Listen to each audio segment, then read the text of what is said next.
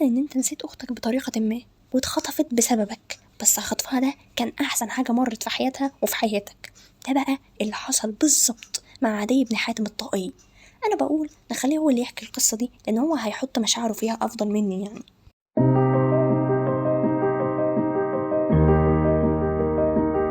بدأت القصة وأنا زعيم على الطيق، وأنا زعيم يعني بالوراثة لأن أبويا كان زعيم وبعدها أنا بقيت زعيم أنا كمان. أول ما سمعت عن محمد وإن نفوذه بدأت تزيد والناس بدأت تتبعه خفت الصراحة على ملكي ونفوذي لأنه أكيد هياخدها مني وممكن شعبي يتبعه هو كمان. فكرهت محمد جدا، كرهته قوي يعني. فرحت قلت لغلامي لو شفت جيوش محمد قريبة مني أحضر، أو قريبة يعني من البلد، أحضر كذا ناقة سمان وخليهم جنب البيت بتوعي وتعالى قول لي طبعا. فراح الغلام قال له والله أنا مش عارف أنت عايز تعمل إيه بيهم، بس لو أنت في حاجة أنت عايز تعملها اعملها دلوقتي. فراح قال له نعم، أنت قصدك إيه يعني بعملها دلوقتي؟ فراح الغلام قال له أنا شفت رايات من بعيد سألت عنها قالوا لي دي بتاعت محمد وهي جاية دلوقتي حالا. فرحت قلت له يا نهار أبيض، روح هات اللي أنا قلت لك عليه بسرعة. ورحت لأهلي بسرعة وقلت لهم يحضروا كل حاجة عشان احنا هنسافر الشام، وقلت لكل قرايبي نفس الحكاية دي. وركبنا ومشينا، وأول ما عديت موقع الخطر أو الحتة اللي فيها خطر اكتشفت إن أنا نسيت أخت من أخواتي في البيت، وما كانش ينفع للأسف إن أنا أرجع وأجيبها تاني لأن المسافة كانت بعيدة قوي.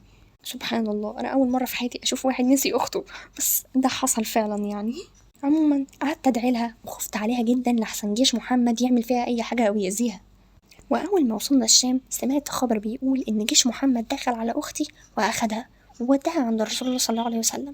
وراحت قالت له يا رسول الله هلك الوالد وغاب الوافد أمن علي من الله عليك. فقال رسول الله صلى الله عليه وسلم من وافدك؟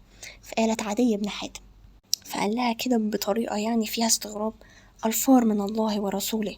وجي اليوم اللي بعده وهي واضح كده انها يئست من رسول الله، يعني قالت خلاص انا مش هطلب منه حاجه. فلما شافته ما قالتلوش حاجه يعني. ففي راجل كده من ورا رسول الله راح شاور لها وكانه بيقول لها قولي له يعني اتكلمي عادي قولي ممكن يقضي لك حاجتك. فراحت وقالت لرسول الله نفس الكلام اللي قالته له امبارح. فرد عليها قد فعلت، يعني هو امنها لانها كانت بتطلب منه ان هو يامنها. فلما قال لها قد فعلت يبقى خلاص كده هو عمل اللي المفروض انه يعمله. فقالت له انا عايزه اسافر الشام لاهلي. فقال لها ولكن لا تعجلي حتى تجدي من تثقين به من قومك يبلغك بلاد الشام، فإذا وجدت الثقة أعلميني.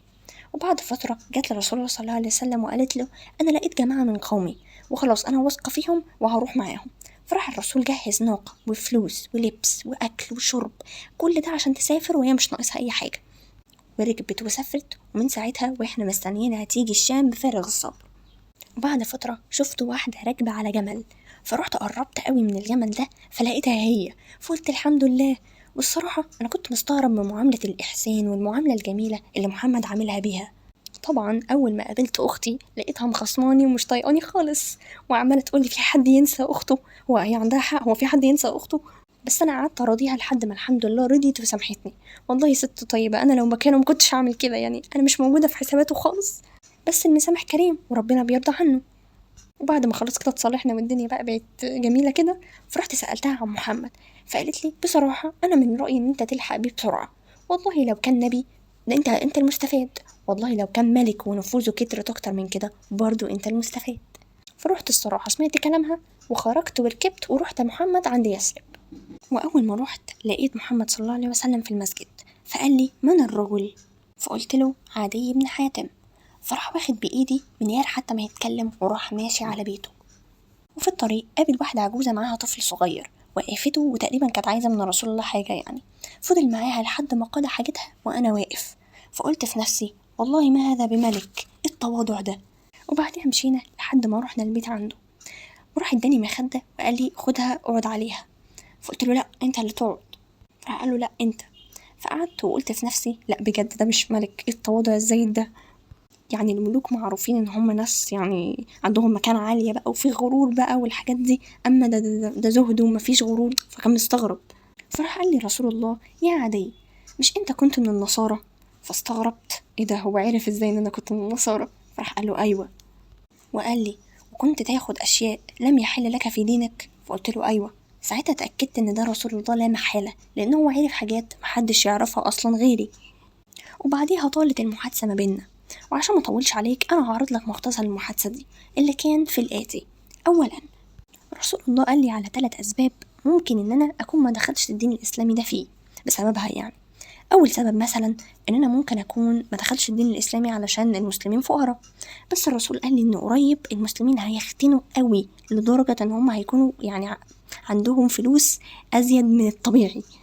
وقال لي كمان إن ممكن إن أنا ما كنتش دخلت الدين الإسلامي علشان أعداء المسلمين كتير، بس والله إن بعد فترة صغيرة وقريب هتلاقي واحدة تخرج للقادسية اللي هو مكان بعيد يعني لوحدها، تسافر ومحدش هيأذيها ولا يقرب منها ولا يقدر يفكر أصلا. وقال لي برضو لعلك برضو ما دخلتش الدين ده علشان كل الملوك والسلاطين غير مسلمين، بس قريب هتشوف الملوك والسلاطين دول كلهم مسلمين، وهتشوف إن المسلمين معاهم كنوز كسرى كلها. طبعا بعد المحادثة دي أسلمت أكيد يعني، وفعلا بعد فترة كل العلامات اللي رسول الله قالها لي اتحققت، إلا واحدة بس اتحققت بعد وفاتي. فعلا المسلمين اختنوا جدا لدرجة إن كانوا بيعرضوا فلوس الزكاة على حد من الفقراء إن هو ياخدها، فما كانش في حد بياخدها، يعني ما كانش في فقراء أصلا. وإن الست بقت تقدر إنها تسافر وتيجي وتروح لوحدها من غير ما حد يقرب منها أو يفكر إن هو يعمل كده حتى. أما بقى العلامة التالتة فظهرت بعد وفاتي، وفعلا كل الملوك والسلاطين فعلا أسلموا، والمسلمين بقوا عندهم كنوز كسرى كلها فعلا. والصراحة أنا كنت متأكد من المعلومة دي، أكيد يعني رسول الله مش هيقول حاجة غلط. فبارك الله في عدي بن حاتم الطائي، فهو شاف الحق متأخر، بس كويس إن هو شافه. وبس كده خلصت الحدوتة. وما تنساش شارك الفيديو ده مع حد انت بتحبه ممكن يستمتع بيه، ويشرفني أو اشتراكك، وما تنساش تضغط على الجرس. بس كده، شكرا.